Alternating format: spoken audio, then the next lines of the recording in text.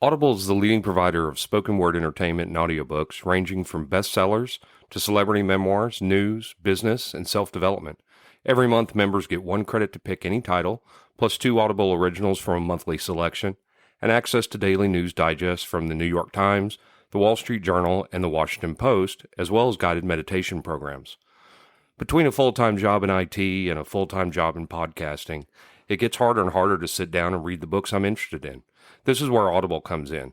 I can listen on my daily commute, relaxing, or while out running errands and still get in the books I've been wanting to get into. You can download titles and listen offline anytime, anywhere. The app is free and can be installed on all smartphones and tablets. Now you can try Audible risk-free with a special 30-day free trial by visiting audibletrial.com/nerdery and murdery. That's audibletrial.com/nerdery and murdery. Don't let your busy life get in the way of that great book you've been wanting to read. Go get your free trial of Audible today. This podcast is sponsored by BetterHelp. This is Geoffrey, and we've talked about many times before that I experience problems and struggles with my mental health, and really without a healthy mind, being truly happy and at peace is hard. The good news is therapy does work. It's helped for me, but what is therapy exactly? It's whatever you want it to be. Maybe you're not feeling motivated right now and would like some tools to help. Or maybe you're feeling insecure in relationships at work, or you're not dealing well with stress. Whatever you need, it's really time to stop being ashamed of normal human struggles, and it's time to start feeling better because you deserve to be happy. And now you don't have to worry about finding an in-person therapist near you to help. BetterHelp is a customized online therapy that offers video, phone, and even live chat sessions with your therapist, so you don't have to see anyone on camera if you don't want to. It's much more affordable than in-person therapy, and you can start communicating with your therapist in under 48 hours. So join the millions of people who are seeing what online therapy is really about. It's always a good time to invest in yourself because you are your greatest asset. And there's a special offer to Nerdery and Murdery listeners. You can get 10% off your first month of professional therapy at betterhelp.com/nerdery and murdery. That's betterhelp.com/nerdery and murdery. Thanks again to BetterHelp for sponsoring this podcast.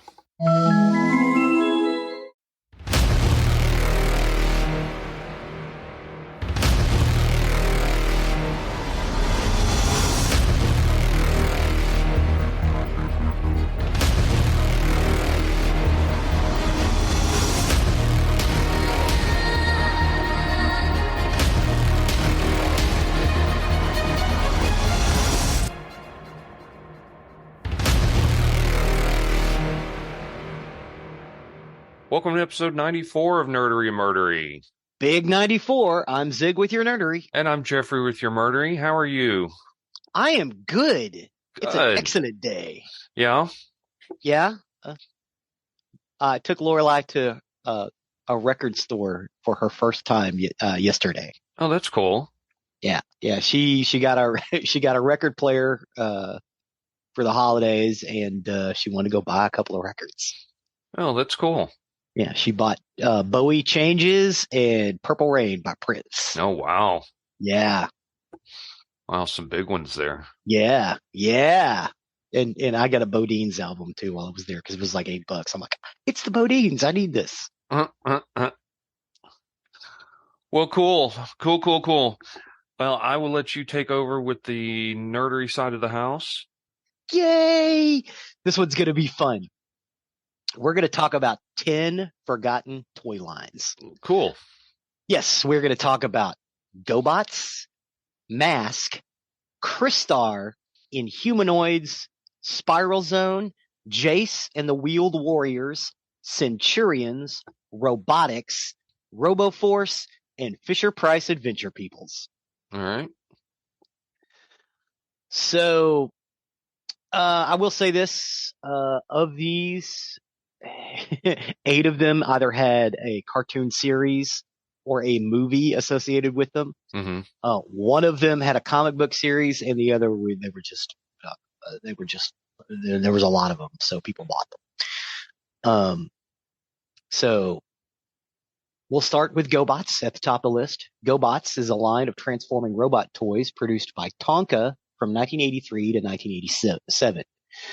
Similar to Hasbro's Transformers, although initially a separate and competing line of toys, Tonka's GoBots became the intellectual property of Hasbro after their buyout of Tonka in 1991. Subsequently, the universe depicted in the animated series Challenge of the GoBots and the follow-up film GoBots Battle of the Rock Lords was established as an alternate universe within the Transformers multiverse. When Hasbro, who now owns the fictional side of the property, character names, bios, and storylines, the actual toys and their likenesses were only licensed from Bandai in the 1980s and were not covered by the Tonka acquisition and are not available for Hasbro's use. The GoBots toy line was based on figures produced by Poppy of Japan, the now defunct character division of Bandai, named Machine Robo. In another similarity to Transformers, Tonka decided to make the figures sentient robots rather than human-piloted mecha, as they had been in Japan, and divided them into two factions, the Good Guardians and the Evil Renegades. Although early figures were simply described as friendly or enemy on the packaging. The figures were all given individual names, in contrast to the simple designation they received in Japan. Tonka released the first batch of figures to stores in 1983, 1 year prior to the Transformers. The bulk of the GoBot line was taken from the Machine Robo 600 series line of figures, which were around 5 to 8 centimeters or 2 to 3 inches in height on average. The robot figures transformed in a mixture of generic and specific contemporary machines, plus a handful of Second World War fighter aircraft, and a number of futuristic designs. The unnamed assortment, usually referred to as regular GoBots, was used throughout the 4-year GoBots were produced, and was later supplemented by figures from the Machine Robo Devil Invader subline, plus some aborted Machine Robo figures and some commissioned from Bandai by Tonka. Larger figures, averaging around 12 to 15 centimeters or 5 to 6 inches tall in robot mode, were released as Super GoBots. Some of those were drawn from the Machine Robo Scale Robo DX line, some from the MR Big Machine Robo line. These included larger versions of Leader 1, the Guardian Leader, and Psykill, the Renegade Leader. In some designs not released in Japan, the line also included 2 Gestalt-style figures, the car-based Puzzler and monster-based Monstros. And several other ranges were drawn from existing Bandai figures, such as the Secret Riders. Tonka did design some toys for the line, including the Guardian Command Center and the Renegade Thruster playset. The Guardian Command Center looks like an AT-AT. Mm-hmm. And the motorized Renegade Zod. In addition to these, 2 versions of the Power Warriors were made for both the Guardians and the Renegades, using molds from the Machine Robo line and recolored. The Nemesis Power Warriors used a tank for the central body and was released only in Japan. A large playset called the Gobatron Fortress was also shown to have existed in various articles and catalogs, but it had never been released. A spin-off line, Rock Lords, crossed over with GoBots in the feature film GoBots Battle of the Rock Lords and was issued as a separate toy line by Tonka in 1986. So, GoBots. Did you have GoBots? I did have GoBots. I had a few just because I thought they were cool. Again, I was not a big transforming robots guy, but I liked some of the GoBots units. I liked that they were smaller. Mm-hmm. I always thought the Transformers were a little large. And I preferred the Transformers. Yeah, I was not a big fan of the transforming robots.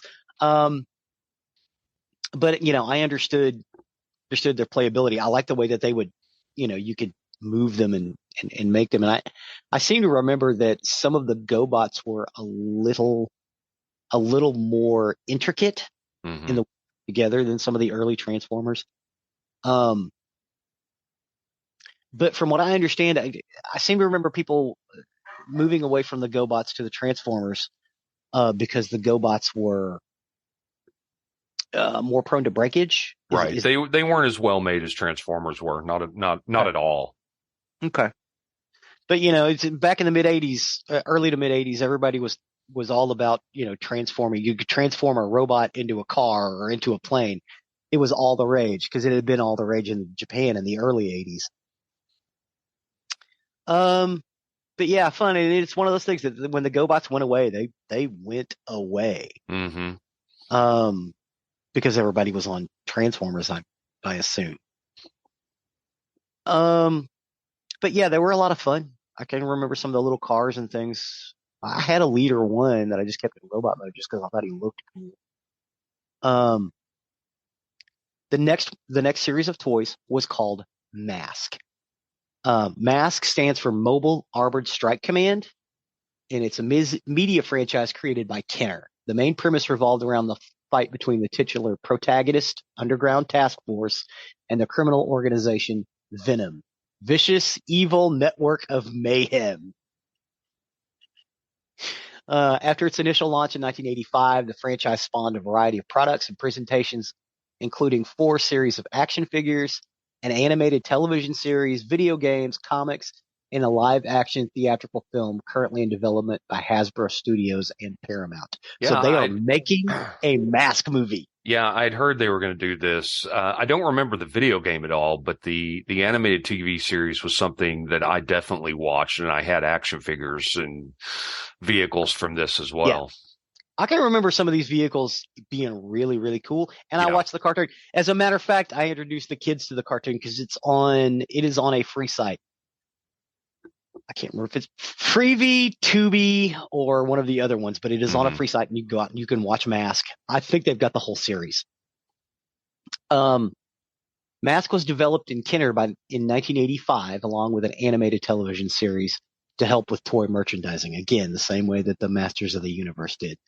Did you enjoy playing with the Mask stuff? I did. I love their stuff.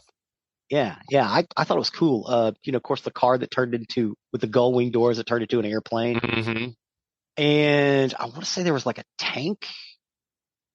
Or no, it was a diesel truck. There was a diesel truck. There was a tank too, though. Yeah, and I seem to remember these things just being really, really cool. I had a couple of them. I thought they were cool. So the animated series debuted the same year and ran for 2 seasons, 85 to 86.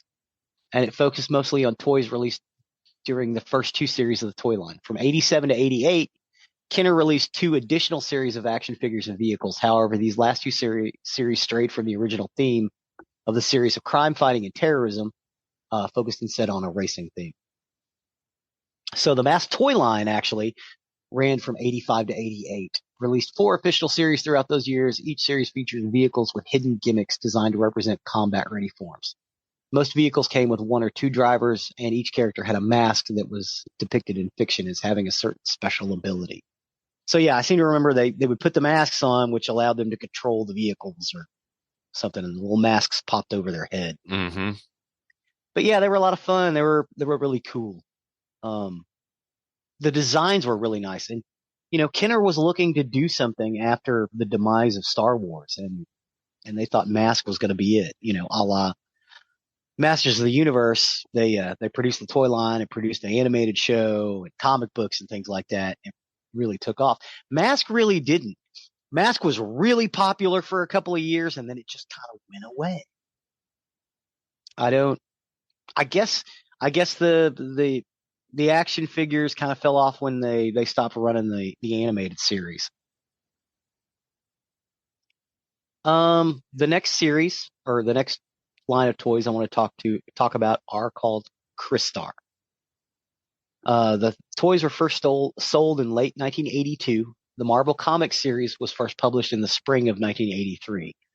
Since the toys were released first, many assumed the comic had been a licensed adaptation of the toy line, but Crystar and all the characters in the toy line and comic book were created and owned by Marvel Comics, which had created the concept with the express intent of selling license to a toy company.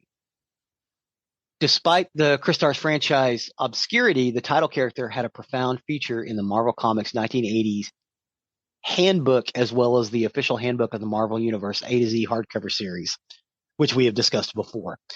The characters also appeared in a variant cover of Marvel Zombies number 4, or Marvel Zombies 4 number 3, which featured a number of 1980s Marvel comic characters in a parody of Michael Jackson's Thriller video. Crystar and related characters were also the subject of a parody in the episode Band ban on the fun of Robot Chicken, wherein they suggest that Crystar and his people were made out of crystal meth. The comic book series was set parallel to the Marvel Universe and featured guest appearances by Doctor Strange, Nightcrawler, and Alpha Flight.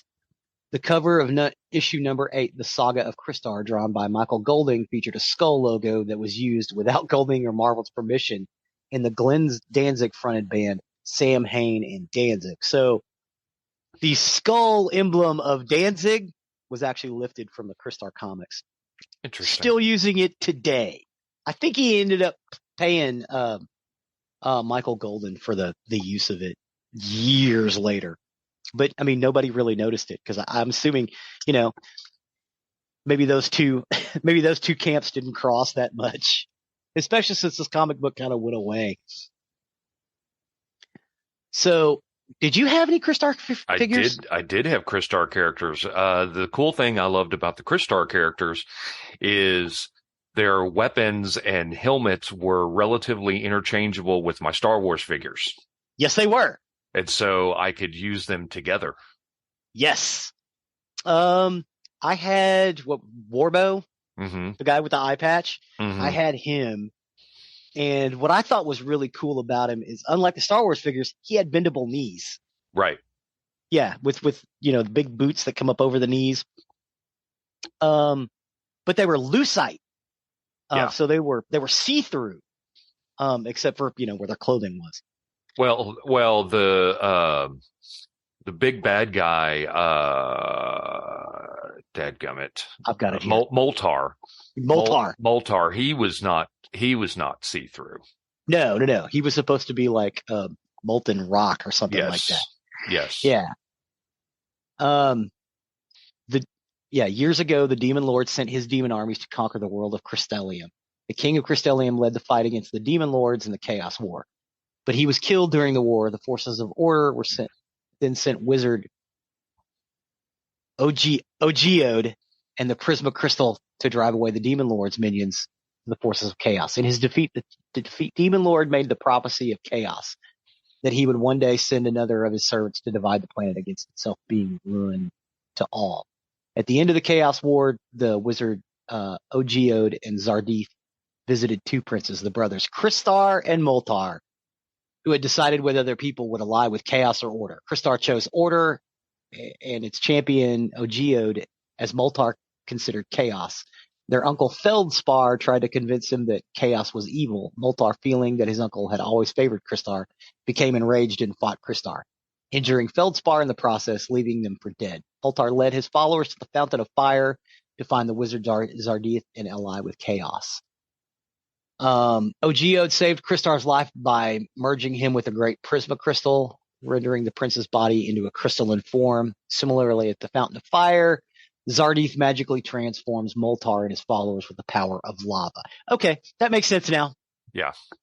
I had like one of the comics, but it was like number 3 or 4, so I wasn't really sure what was going on. They were already crystal and molten by then. So yeah, it was the rock guys against the crystal guys. Right. I want to say they had some vehicles and some mounts and some other stuff. They had mounts that I remember. I remember these things just being really, really cool. Yeah. And then they just went away. I want to say Crystar was actually made by the Ideal. Yeah, the Ideal toy company. And I guess they just didn't sell very well. And I don't understand why, because they were really cool looking. There's a lot of playability with them too. And again, you could interchange your stuff with Star Wars. Right. Yeah. Crystar could hold a lightsaber. How cool is that? Mm-hmm.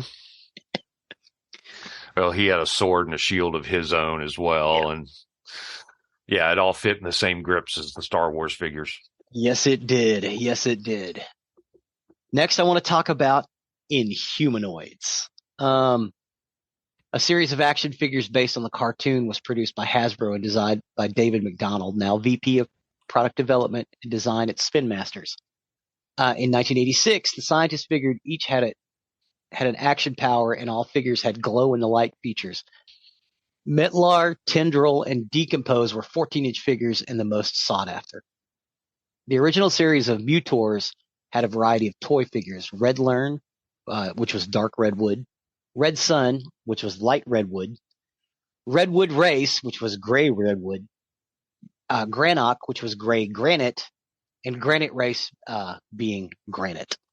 The second series of Inhumanoids figures was in the works at the time of the line's cancellation, and the only character confirmed to reach the prototype stage by an ex-Hasbro employee was Slither, although the animated design of Tank, Saber, Jet, Nightcrawler, and Blackthorn's second suit all strongly indicated that they were based on intended toys. Marvel Comics produced a short-lived Inhumanoids comic book under its Star Comics imprint in 1987. Adapting the storyline of the evil that lies within, the series ended after only 4 issues and left readers with a cliffhanger of Meltar's escape from captivity and Sandra Shore's transformation into an undead minion of Decompose. Within the Marvel Comics multiverse, the Inhumanoids reality is designated Earth 87119. The Inhumanoids actually had a cartoon series. Mm-hmm. It did not begin as a conventional 22-minute cartoon, but rather as a state of 6 to 7 minute shorts that aired as part of the collective Super Sunday half-hour block alongside other Marvel Sunbow series, Jim and the Holograms, Bigfoot and the Muscle Machines, and Robotics, which we will talk about later in this episode. Although Bigfoot had only 9 episodes, the other shows ran to 15 episodes telling a complete story across the numerous installments, which would later edited together to form movies that were released on video. One of the 4, Jim, proved to be the most popular and was eventually made into an ongoing series that lasted for 65 episodes. Now, the Inhumanoids, basically the series, they were running, these people were imbued with the power of redwoods, and they were the good guys. And they had these vehicles, they would run through this underground layer trying to get the bad Inhumanoids, which were basically built around rocks. I did not care for the good guys. I had a couple of the bad guys action figures. There was one that was kind of large, and it was actually 2 characters together that you could split in half. So the outside of them was gray and rock-like, but when you split them in half, the inside was molten rock. So it was 2 characters that connected together, and then you split them in half, and they became 2. I had that one. And I basically had it because it was so cool looking. For no other reason. I watched the series, but yeah, I thought these were just some really cool designs. How about you? Did you get into the Inhumanoids at all? No, I didn't have any of these at all. I remember the series vaguely, but I didn't have any of the figures. Yeah, I had the one, and I want to say I picked it up at like a flea market, and I even had this well into my teens because it was such a cool figure. I just had it sitting out on a shelf, but I only had half of it. Like I'd lost the other half because I had them both at one time. But yeah, I just had one of them sitting out with his magma side facing out. It was just like, man, that's just cool. And it was like, well, what's that? I was like, that's from the Inhumanoid series. It's just, I have it because it's cool. It's a good piece of art. And they were fairly well built. It's one of those things that they thought it was going to be really big, and it wasn't. Jim and the Holograms went on for a long time. There were comic books. There was that animated series. They had a line of dolls. It was just really cool. Again, the kids are into Jim and the Holograms. They like to watch that. My next series is called The Spiral Zone. Now, this was actually put out here, I want to say in the late 80s, early 90s. So this is a little past when we were collecting action figures. But when I was looking it up, some of these things are just cool looking. Spiral Zone. There were suits and some vehicles in Spiral Zone originated from a line of action figures produced by Bandai. And it was sold from 85 to 88. conceptualized by Gundam mecha designer Kunio and Akawara, and Kazuhisa Kondo. And All I'm right. sorry, butchered those Japanese names. Special Force Group Spiral Zone series depicted a team of special operation soldiers fighting a war in the early 21st century. The line only had 12 items organized into acts. They included 3 1 to 12-inch figures, or 1 to 12 scale 6-inch figures with full equipment and code names Bull Solid, Hyper Boxer, and Sentinel Bear. 2 Bull Solid cloth uniforms and armor sets. 2 Hyper Boxer cloth uniforms and armor sets. 2 equipment backpacks. 2 Bear human figures, and 1 vehicle called the Monoseed. The figures had 30 points of articulation. So the Spiral Zone, these figures were bigger than your standard 2.5-inch figures. They were more like a He-Man figure, about that size. So they had cloth and several points of articulation. Again, I think these were a little beyond us as kids, but some of these figures are incredible. They're so detailed. Now, although the best known for producing toys of construction vehicles, Tonka licensed the rights to Spiral Zone from Bandai and created a line of 7-inch figures that were later based on the animated series. The toy line, which hit the markets in 1986, comprised 4 of the 5 original Zone Riders and all 5 original Black Widows, plus their vehicles, 6 cloth uniforms, and 6 equipment sets. However, the cancellation of the series left the figures of Zone Riders, Anastica, Tucker, and Franklin, Black Widow Crook, and Raw Meat in a Zone Generator playset out of Tonka's 1988 release. The figures were also highly detailed, but were not as articulate as the Japanese figures. Each figure had a special audio cassette tape that you could play along with it. So how this Spiral Zone thing works is this one guy set up this generator that formed these spirals all over Earth, because that's the way the generator worked. And in the Spiral Zone, everybody got turned into zombies. So there was a special task force that went into these zones to try to de-zombify people and take these zone generators down.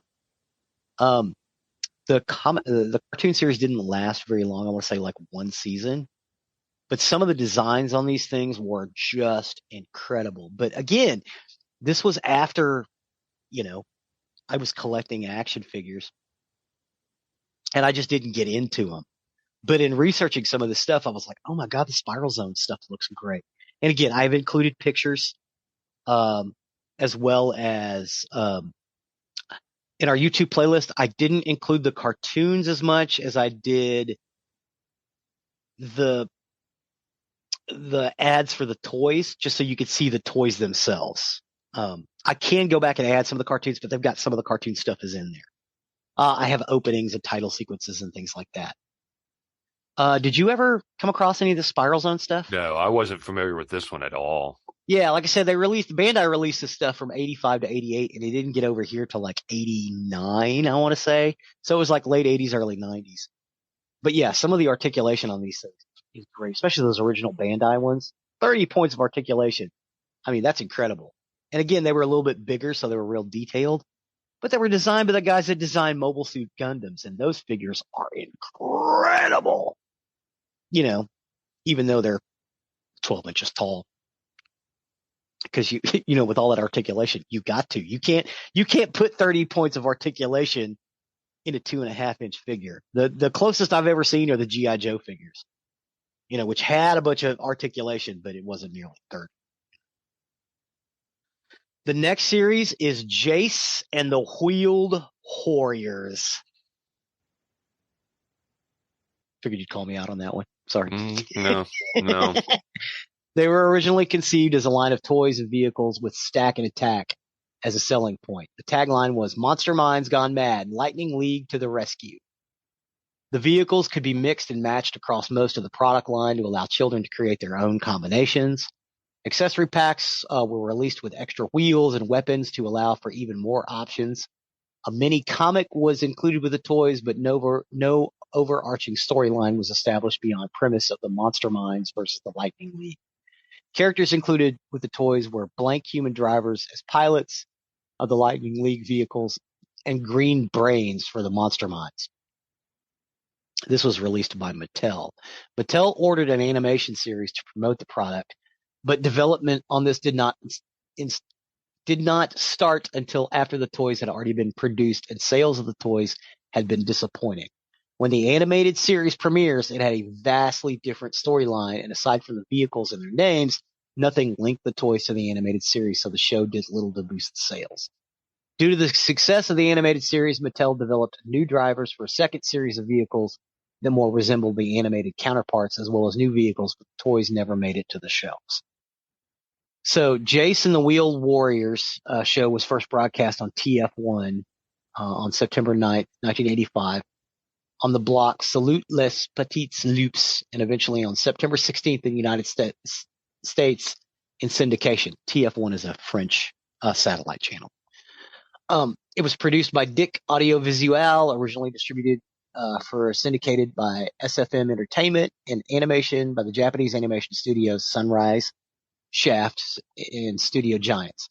Studio Look and Swan Productions as well. The show, which ran for 65 30-minute episodes, was created to support Mattel's Wheeled Warriors toy line. The show had an ongoing plot which was left unresolved with no series finale. The show featured two dueling forces, the heroes and the humans, called the Lightning League, who drive white and silver vehicles with assorted weaponry led by the teenager named Jace, and the villains are organic plant-based creatures called the Monster Minds, who travel via large green organic vines. They can grow in and across interstellar space and sprout seeds that grow rapidly into further monster minds. They're led by the very first of the monster minds, Sawboss. Sawboss drives around one of these little monster mind toys with this green organic arm coming out of the top of it with a saw blade. Did you ever have any of these? No, I barely remember this one. Yeah, this was a little later. I had a Sawboss.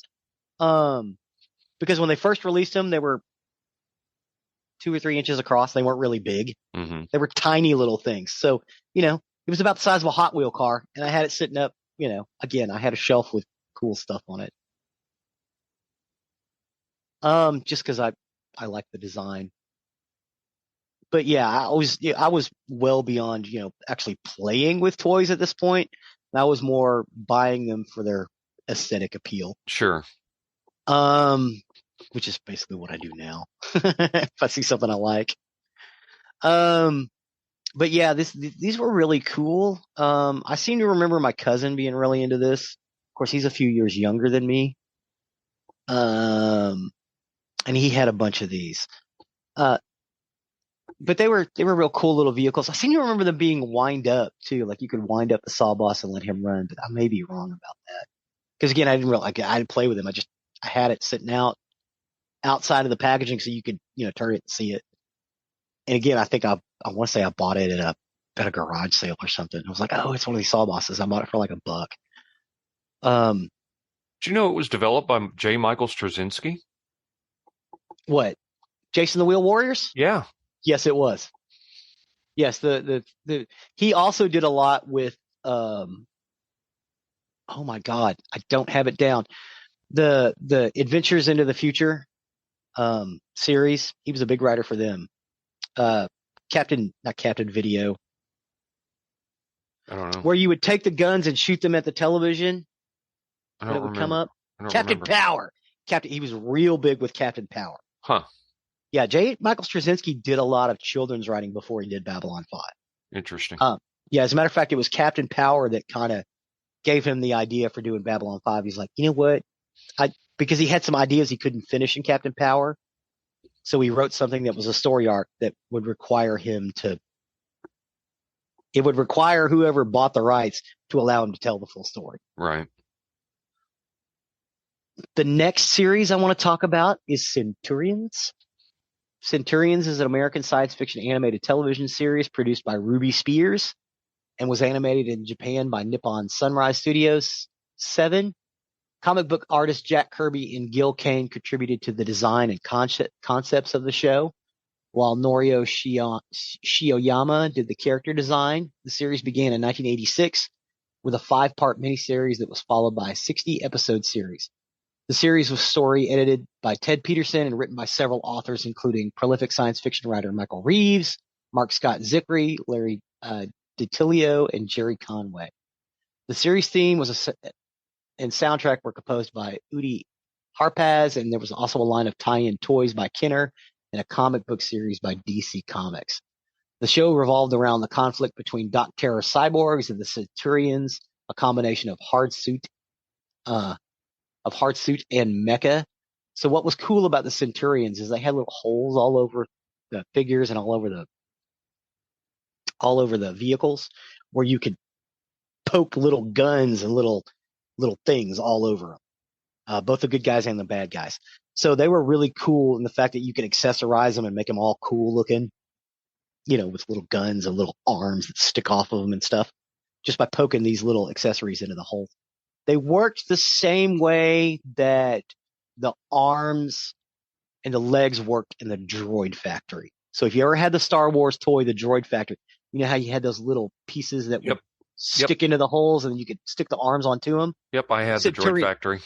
Centurions were, imagine that, but the holes were all over the characters. Really cool idea, really cool design. Centurions was kind of a popular cartoon too. Mm-hmm. I want to say I had one of the figures maybe, but again, I think I bought it used. I didn't have any of the figures, but I watched the cartoon. Yeah, it was a lot of fun. And again, this is also something you can go out and find. A lot of these cartoon series I've talked about, you can go out and readily find. Centurions was a groovy one.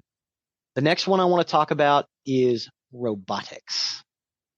Robotics is a line of toy, motorized modular construction set used for constructing robotic creatures, vehicles, and machines, which often included action figures. Robotics toys were first marketed by the Milton Bradley Company from 1984 until 1986.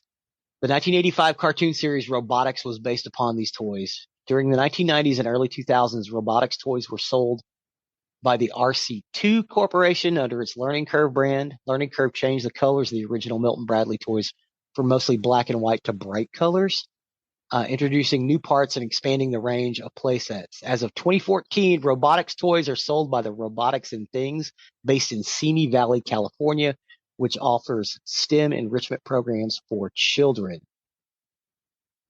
So you can buy robotics now. You just have to order them online. Robotics parts, despite originating in the United States, use the metric system for measurement for their pieces. For example, they sell arm pieces, 50 millimeter arm, 75 millimeter arm, and 100 millimeter arm. These parts connect using a male-female attachment system, where each connection is in the shape of an octagon. The toy was high quality for its time of creation, featuring heavy plastics and rounded corners. Did you have any robotics? No, I did not. I do remember the cartoon. I got the big set one year for Christmas. And I was like, I don't want any Star Wars. I would kind of like one of these robotic sets. So that's what I got instead. And I played with this thing and played with this thing and played. And I eventually put the big one all together. But basically they're like erector sets. Mm-hmm. And it was sold as a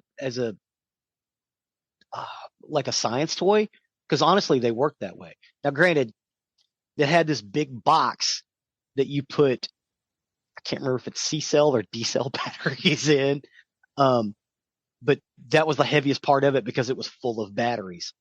But yeah, these things would move. You had a little control box, but the little connection, the octagon connections on them were amazing. Like if you took these two arm pieces and put them together and tried to break them apart, if you didn't pull them off the right way, they wouldn't come apart. Like they were hard to break. They were really well constructed and they looked really cool. What did you think about the series? I don't remember a whole lot about it. As I look at pictures, I vaguely remember the series. Oh, the robotics, yeah. Yeah. Well, it was part of that Super Sunday group with Inhumanoids and with Jim and the Holograms. Right. Which means I'm sure I watched it. Yeah. Series based on the original Milton Bradley toy line. It was on that Super Sunday programming block. The toy line of the construction type that included motors, wheels, and pincers is similar to the Erector set and connects. The series follows the conflict between the peaceful white protectors and the warmongers, the warmongering Black Terror Corps, on the historic alien world of Skylore 5, an alternate universe in the distant future, where two groups of humans get caught up in the fight. The show was produced by Sunbow Productions and Marvel Productions and animated in Japan by Toei Animation, which also animated other cartoons featured on the Super Sunday block. Mm-hmm. So yeah, they were kind of throwing everything at this, and I want to say there was a Marvel comic series as well. It was a lot of fun to play with, the toy. I watched the series a little bit, but I don't know how much the series and the toys had a lot in common. Although the ships and the sets looked right, they weren't making the weird, goofy stuff that I was making at home. But yeah, they were a lot of fun to play with, and I want to say I had some of those robotics parts up until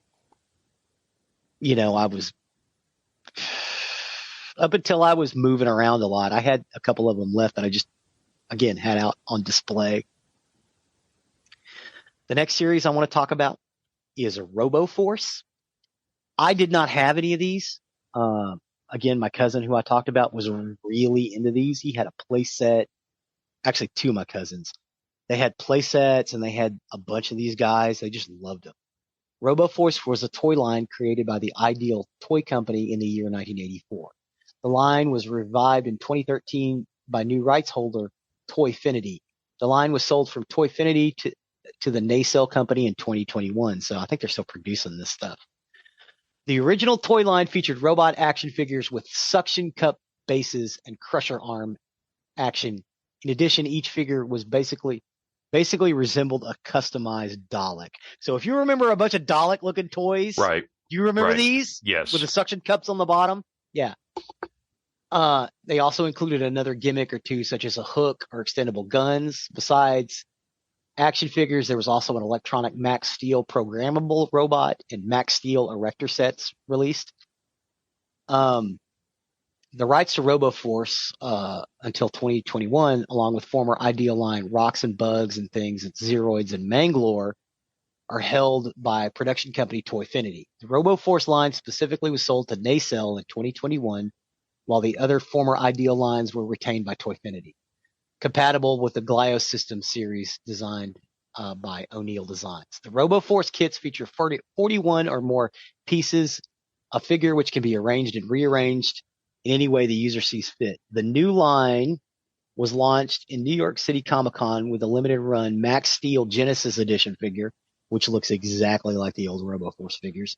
So if my cousins are listening, those old RoboForce toys you got, if you want to get another one or get one for your kids, you can order it from this company. Some figures received more than one edition to go along with the developing storyline featuring in the new RoboForce comic book. By 2018, 2 additional RoboForce kits had been introduced, offering additional parts to create Zeroids and more members of the original RoboForce lineup. In 1984, Ruby Spears production released an animated adaptation of the series in the form of a one-shot special called RoboForce: The Revenge of Nazgar. Michael Hack provided voice direction with Flint Dill writing and Ron Jones composing the music. So there actually was a RoboForce movie that was released, but not a series. But again, I can remember my cousins being really into this. I can remember other kids their age being really into this, and then they just went away. So did you have any of these? No, I remember them, but I didn't. But you remember them, yeah, yes, yeah, because they look like, I didn't want them because at this point I'd already seen Doctor Who, and I was like, they're Daleks. They're Daleks without wheels on the bottom of them, right? So yeah, I was not really into them, but I can remember my cousins just being all over them. They had bunches of these things. And then again, they just went away. I thought the suction cups were cool because you could even stick them on a textured wall and they would hold up on the side of the wall. Real strong suction cups. And if you pushed them down and twisted, the suction cup would disengage. I seem to remember. I could be wrong about that. This is a 40-year-old memory. But yeah, I seem to remember being able to take them down just as easily as I put them up. Because it was like, oh, cool, that sticks to the wall. But yeah, they had a little play set and everything else. And it was just really cool. Like, watch them just play with them and, awesome little people.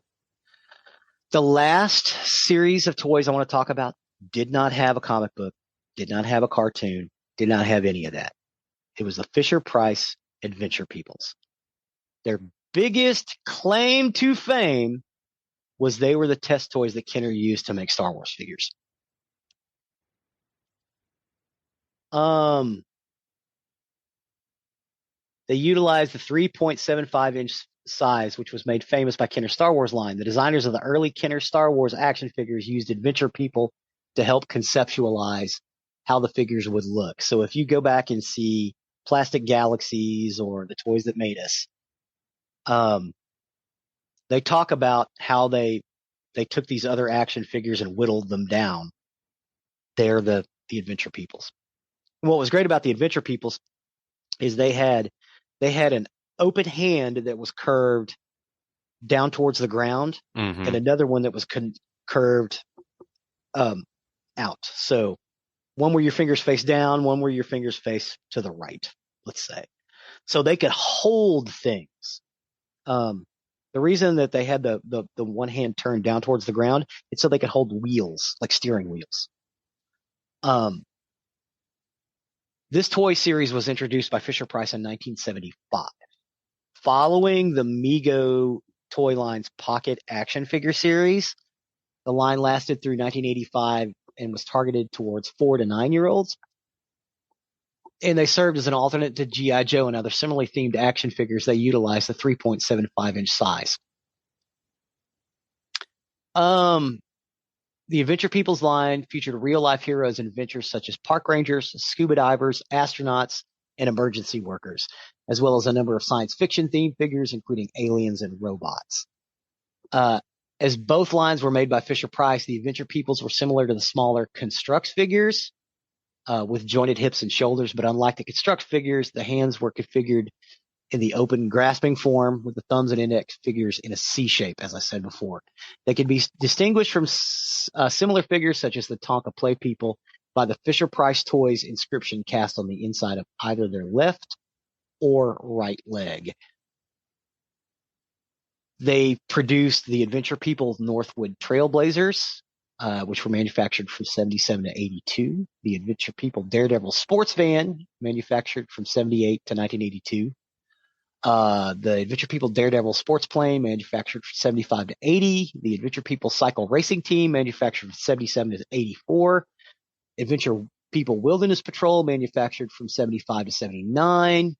Adventure People Emergency Rescue Truck, manufactured from 75 to 78. The Adventure People Deep Sea Diver Team, manufactured from 80 to 84. And the Adventure People Firestar 1, manufactured from 80 to 84. Each one of these lines had several sets that went with it. Did you ever have any of these? No, I didn't have any of these at all. I wasn't familiar with these. Yeah. So the Adventure People Firestar 1 was a science fiction series. Mm-hmm. I had a couple of their stuff. My favorite was a deep sea diver team, which was called, I want to say it was the shark rescue team or the shark fishing team. It came with a boat with a flat bottom, so you could pretend the carpet was the sea. It came with extra buoys and little boats on the side. It had 3 divers in it and a big rubber shark. I played with that thing all the time.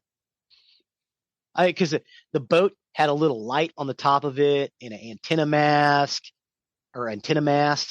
And you could have one drive and the couple others that would dive. They also had like scuba gear that you could set over their shoulders, so it actually looked like I'm putting scuba outfits on. It was just really cool. The Firestar 1 series fit in with your Star Wars figures. They had like a shuttle and a couple of other different units that were, you could fit one inside the other. They had some motorized pieces. These were really, really awesome, and they were inexpensive.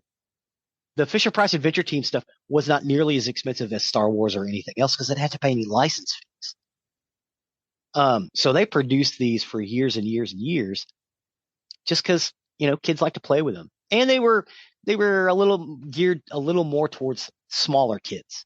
Like they were going for the 4 to 8 year olds, where Star Wars was going for the 6 to 10-year-olds.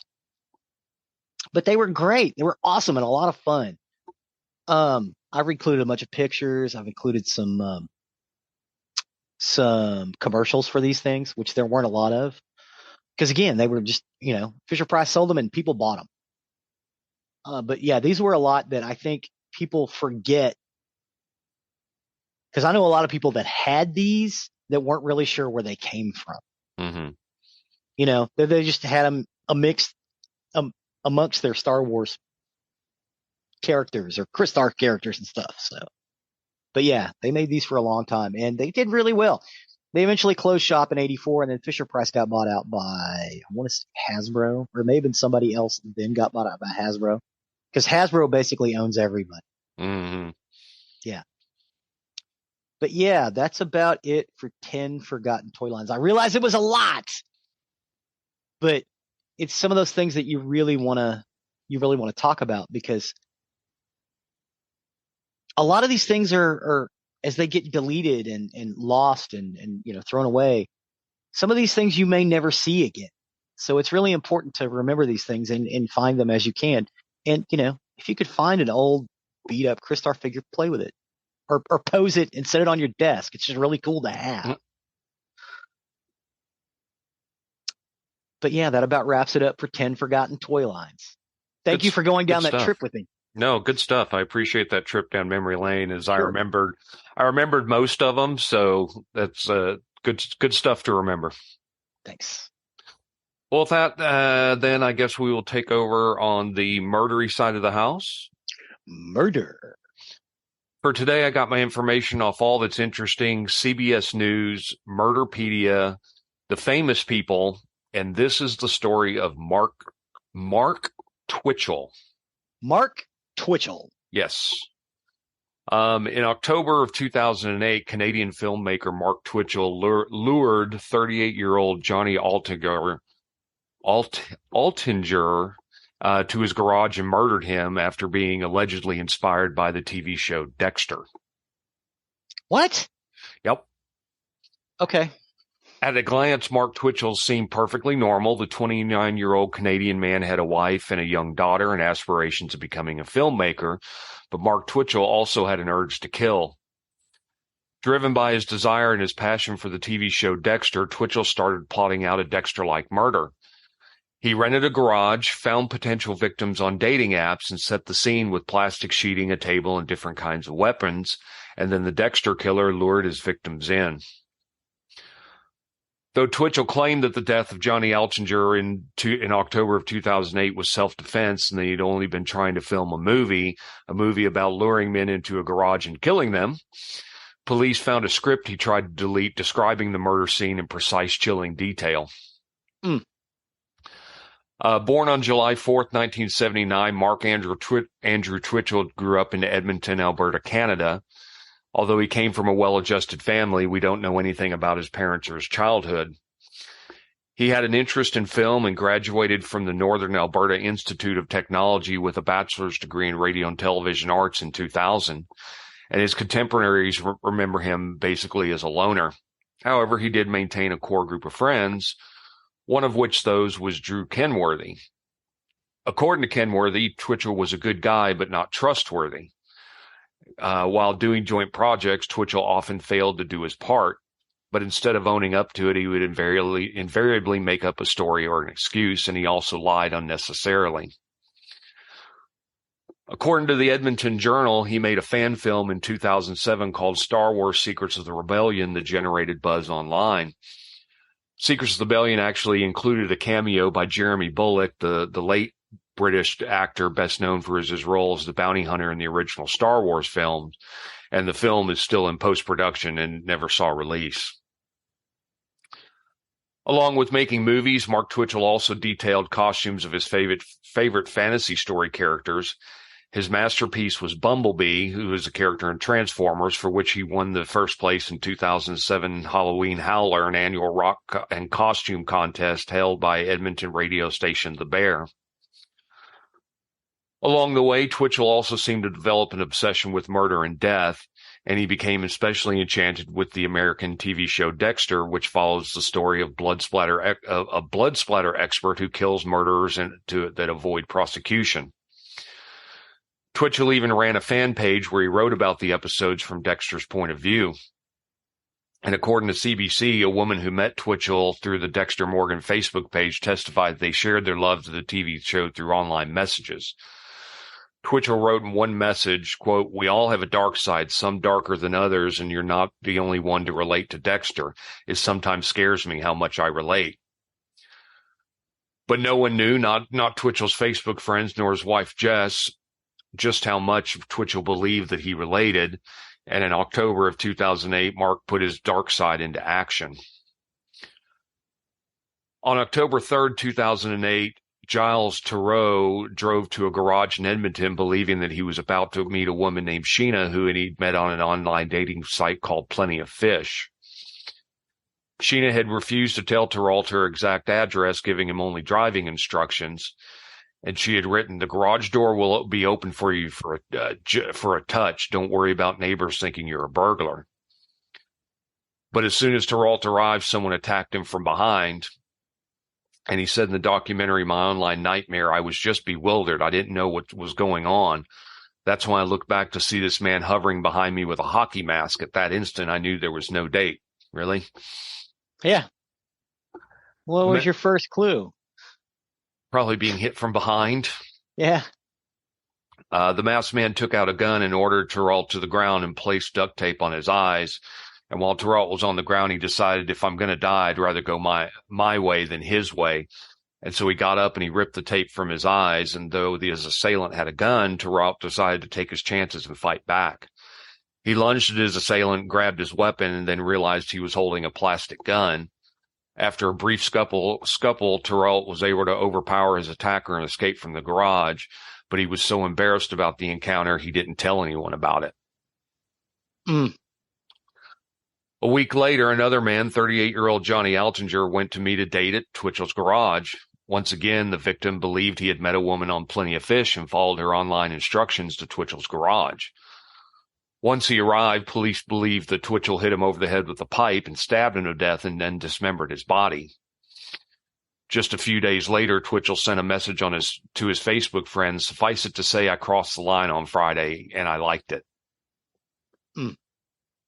After Johnny disappeared, his friends received a strange message stating that he'd met an extraordinary woman named Jen who offered to take him on a nice long tropical vacation, and his friends found this highly suspicious.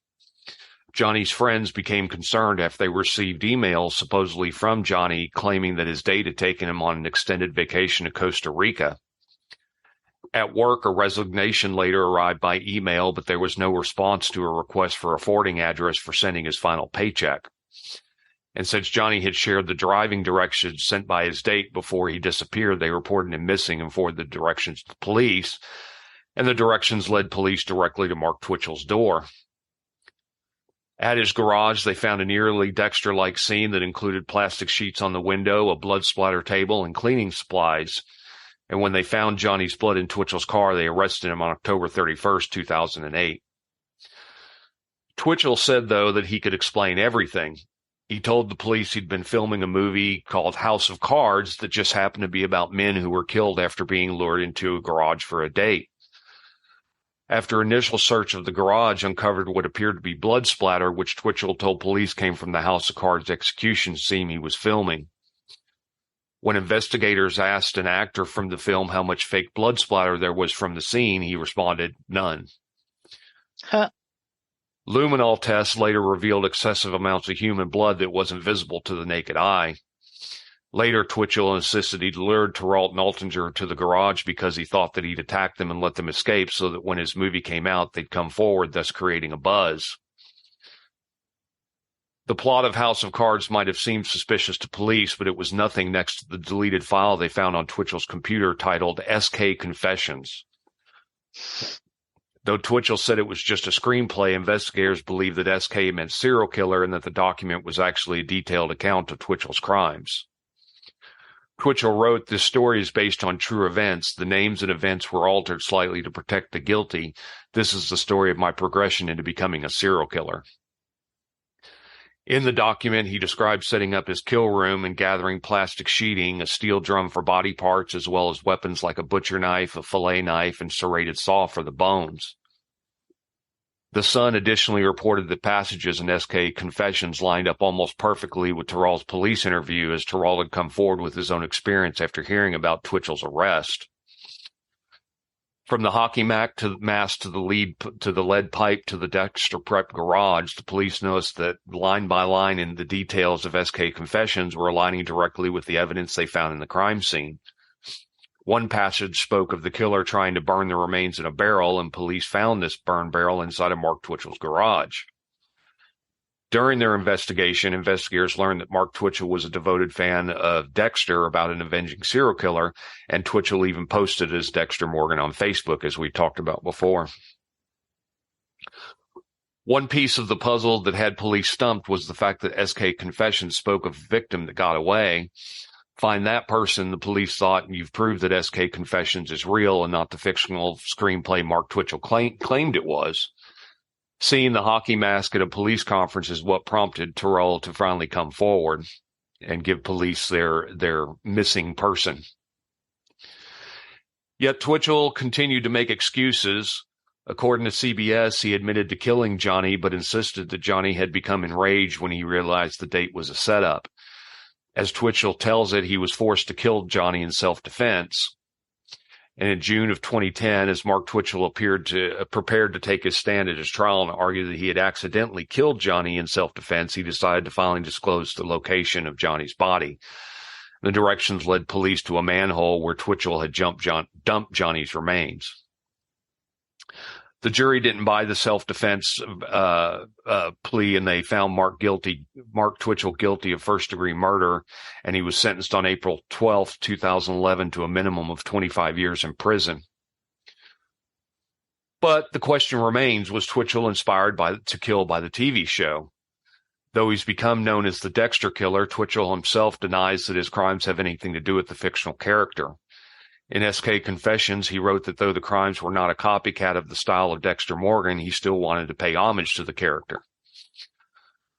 And according to Steve Lillibuen, who corresponded extensively with Twitchell for his book, The Devil's Cinema, The Untold Story of Mark Twitchell's Kill Room, Twitchell said, "As you're aware, Dexter has almost nothing to do with my case. It has no bearing on what actually happened." Twitchell added, "There's no root cause, no school bully or impressionable gory movies or video game violence or Showtime television series to point the finger at. It is what it is and what I am, and I am what I am." Steve, however, has his doubts. Talking to CBS, the author recalled Twitchell's insistence that Dexter had nothing to do with his crimes and called them ridiculous and a logical disconnect. Maybe Mark Twitchell wanted to kill like Dexter, and maybe he didn't. It doesn't change the fact that his crimes and Dexter's fictional ones has obvious parallels. From having a kill room to using plastic sheeting, Twitchell, a self-proclaimed Dexter fan, killed like the character did. Fortunately, it took police far less time to catch up with Mark Twitchell than it took their fictional counterpoints to catch up with Dexter Morgan. And currently, Mark is serving a sentence at Saskatchewan Federal Penitentiary, which is a medium security facility located 1 kilometer west of Prince Albert, Saskatchewan, Canada. Ooh, that's got to be an unpleasant place to be. I'm sure it is. I'm sure it is. And that is the story of Mark Twitchell. Well, thank you for that, sir. Interesting enough for you? Yeah. I think way to go with the RCMP, right? Right. Yeah. They caught the guy right out the chute. It's like, oh, hey, he committed murder. Let's go get him. Pretty much. And there was enough pointing to him. So, yeah. So, good thing that they've caught him and removed him before he became a serial killer. I mean, he only killed one person, but it looks like he was going to at least try with Terralt as well. Yep. So awesome. Thanks for taking that journey with me. As always, you can find our information on nerderyandmurdery.com. You can find more information about what we talked about, pictures, as well as links to the information that we discussed. And you can find information about our YouTube page. That's right. We have a YouTube page where we have a bunch of things that we like, things that we think are funny, some little inside bits into the show, as well as playlists for every single episode. So you can go and see what we're talking about. Awesome. Appreciate all the work you do on that. Thank you, sir. You can also find the link to our merchandise on our website, where if you wish to show off your Nerdery and Murdery fandom, please do consider purchasing some of the merchandise that we have there. And you can also find the link to our Patreon, where if you wish to become a patron of our show, help donate to the show, it helps keep us going. There are costs that are associated with this, and so we do appreciate each and every one of our patrons. Please and thank you. Please and thank you. And last but not least, please don't forget to leave a 5-star review anywhere you can. It really helps us and helps others find our content that may be looking for information that we discuss here. So that takes us to the end of another recording week. With that, I have been Zig with your Nerdery. And I'm Geoffrey with your Murdery. Cue the music.